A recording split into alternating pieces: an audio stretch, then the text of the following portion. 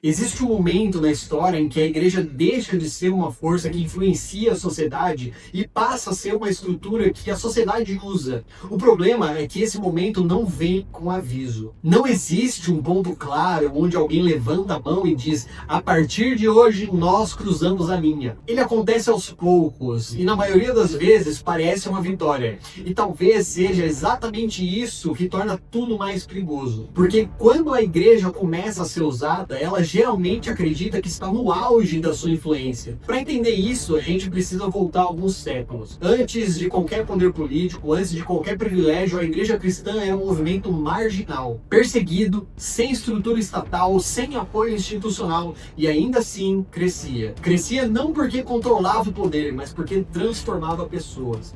Agora pensa no impacto disso. Uma comunidade que não tinha domínio político, mas tinha coerência moral. Uma fé que não precisava de proteção estatal porque se sustentava na convicção dos seus seguidores. Esse era o cenário dos primeiros séculos. Mas então acontece algo que muda completamente o jogo. Entra em cena Constantino I. Quando Constantino se converte ao cristianismo e passa a favorecer a igreja, o que antes era marginal começa a se tornar central. Perseguição dá lugar a privilégio. Marginalidade dá lugar a reconhecimento. E de forma geral, isso foi visto como algo positivo. E de certa forma foi. A igreja ganhou espaço, liberdade, alcance, mas junto com isso ganhou algo que nunca tinha tido antes: proximidade com o poder. E é aqui que começa a tensão. Porque o poder político nunca é neutro. Ele sempre exige alguma forma de negociação. Agora segura esse ponto, porque ele vai acompanhar toda a história. Quanto mais perto do poder, maior a pressão por adaptação. E essa adaptação nem sempre é explícita. Às vezes ela começa de forma quase imperceptível. A linguagem muda um pouco, as prioridades se reorganizam, certos confrontos são evitados e tudo isso pode ser justificado com boas intenções. Precisamos manter a influência, precisamos garantir espaço, precisamos proteger a fé. E, de novo, isso parece razoável, mas existe um texto que deveria funcionar como um freio nesse processo. Em João, capítulo 18, versículo 36, Jesus afirma que o seu reino não é deste mundo. Isso não significa ausência de impacto no mundo, significa natureza diferente. O reino de Deus não se sustenta pelos mesmos mecanismos do poder político. Agora, observa o que acontece ao longo da Idade Média. A igreja deixa de ser apenas uma comunidade espiritual e passa a ser também uma instituição política. Ela participa de decisões do Estado, ela influencia leis, ela se torna parte da estrutura de poder.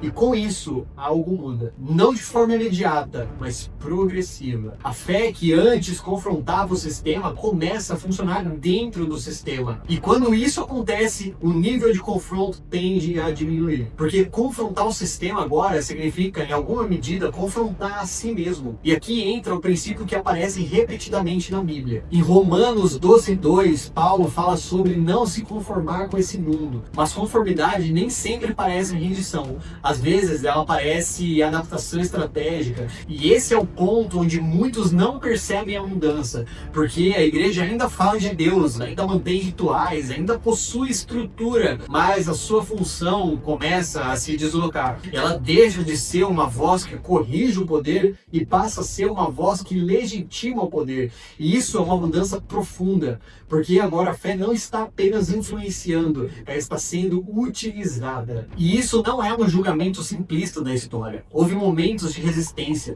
houve movimentos de reforma, houve gente que percebeu o problema, mas o padrão geral se manteve por muito tempo. E esse padrão não ficou só no passado, ele reaparece em diferentes contextos. Agora, vamos trazer isso para mais perto? Vamos trazer para o Brasil atual, um país altamente religioso, com presença forte de linguagem cristã no espaço público, com líderes políticos que mencionam Deus, valores, missão e com igrejas que em muitos casos participam ativamente do debate político. De novo, isso não é automaticamente um problema. O problema começa quando a dinâmica se repete, quando a proximidade com o poder passa a influenciar o conteúdo da mensagem, quando certos temas são enfatizados e outros são evitados, quando o discurso se ajusta ao ambiente ambiente político. E isso nem sempre é feito de forma consciente. Às vezes só é conveniente. E aqui entra um texto que ajuda a colocar isso em perspectiva. Em Gálatas, capítulo 1, versículo 10, Paulo faz uma pergunta direta. Ele busca agradar os homens ou a Deus? Porque, segundo ele, não dá para fazer os dois ao mesmo tempo.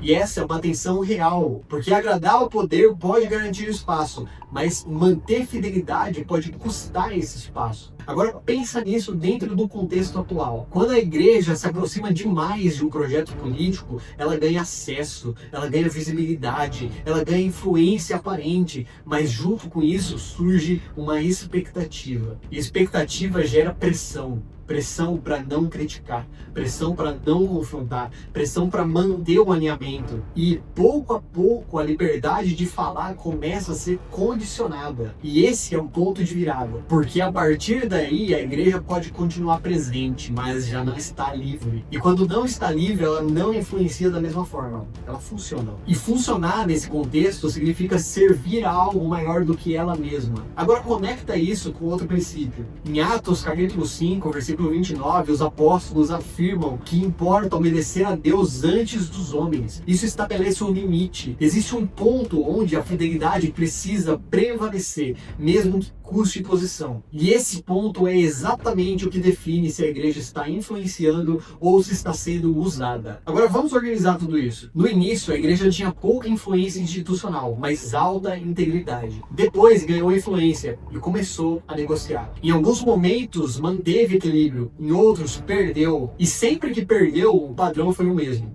A proximidade com o poder passou a moldar a mensagem, e não o contrário. Agora a pergunta que precisa ficar é simples, mas incômoda. O que está acontecendo hoje? A igreja está influenciando a política com base na sua convicção ou está sendo utilizada como ferramenta dentro de projetos de poder? Essa resposta não é coletiva, ela é individual. Porque no final a igreja não é uma instituição abstrata, são pessoas. E cada pessoa decide em algum nível até onde vai negociar. E isso nos leva ao ponto final. O problema nunca foi a igreja estar próxima da sociedade. O problema começa quando ela perde a capacidade de confrontá-la. Porque nesse momento ela ainda existe, mas já não cumpre a mesma função. Se essa reflexão te ajuda a enxergar com mais clareza os padrões que se repetem e a pensar com mais responsabilidade sobre o seu papel, se inscreve no canal. Eu ainda vou trazer muitos vídeos a respeito de cristianismo e política. Até o próximo vídeo!